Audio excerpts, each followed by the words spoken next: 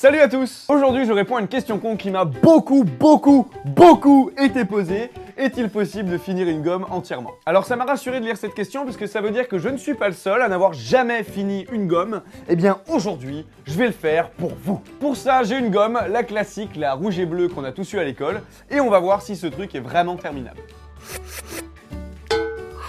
Alors j'ai pas de texte en particulier à gommer, j'aurais bien gommé mes cahiers, mais bon j'ai écrit au bic dedans, pas au crayon.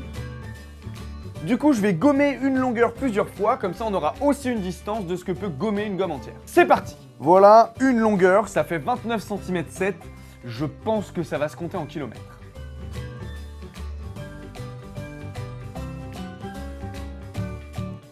Bon, ça s'use pas très vite, hein. Bon, en fait, on les finit jamais, les gommes, hein, parce que le temps que tu l'uses, tu l'as déjà perdu. Bon, faut dire aussi qu'à l'école, moi, je la découpais, j'écrivais dessus, je l'envoyais dans la tête de mes potes, et au final, je gommais très peu. C'est typiquement le genre de fourniture scolaire que tu utilises plus d'une manière détournée que dans son utilisation principale. C'est comme le rapporteur ou le compas. Moi, le compas, dans ma scolarité, ça m'a servi à ça. Alors, je te conseille de mettre pause si tu veux tout lire, parce que là, ça va partir très vite. Ah, trop tard.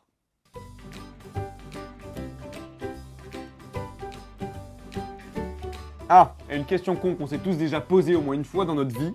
À quoi sert ce putain de côté bleu? Ça fait des années qu'ils nous mettent ce côté alors que personne l'utilise. Bon, on a tous déjà plus ou moins entendu que c'était pour gommer l'encre, mais franchement, qui l'a déjà fait? Eh ben, on va essayer. C'est le grand retour d'un des cahiers qui m'a servi pour faire la vidéo du bic. Finalement, il va nous être utile dans cette vidéo aussi. Donc oui, ça enlève l'encre, mais ça t'arrache ta page en fait aussi avec. C'est-à-dire que si tu veux réécrire par-dessus, t'es foutu. Ah, ben voilà. Super. Bon, on se remet sur le côté. Bon, j'ai bientôt fini le côté rose et heureusement parce que ma feuille, elle a pris super cher. D'ailleurs, je vais en prendre une autre. On s'y remet. Et voilà, le côté rose est fini, mais ma tendinite est revenue. Et en plus, comme j'avais dit que je devais la terminer entièrement, il faut à tout prix que je fasse ce petit côté bleu. Ça va être le plus chiant, je pense. Enfin, je le sens bien le coup là de ça va me trouer la feuille et ensuite la table.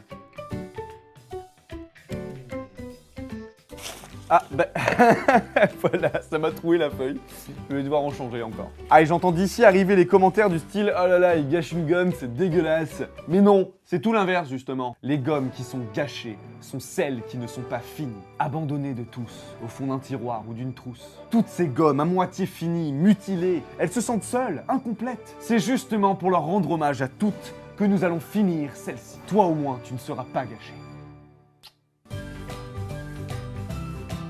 Putain, la fin c'est galère, hein. C'est tellement petit qu'on peut même plus l'attraper quoi. Bon, bah je vais essayer avec une pince à épiler.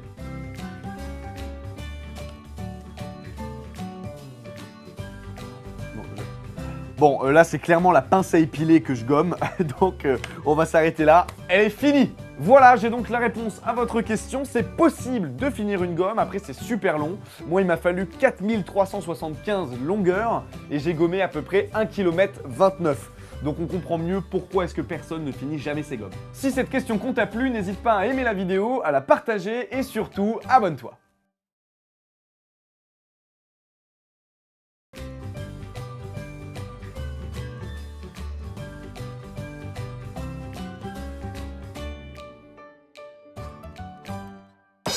Le plus chiant avec les LQC, c'est qu'en fait, je suis obligé de faire le ménage tout le temps, quoi. Bon, là, ça se voit pas.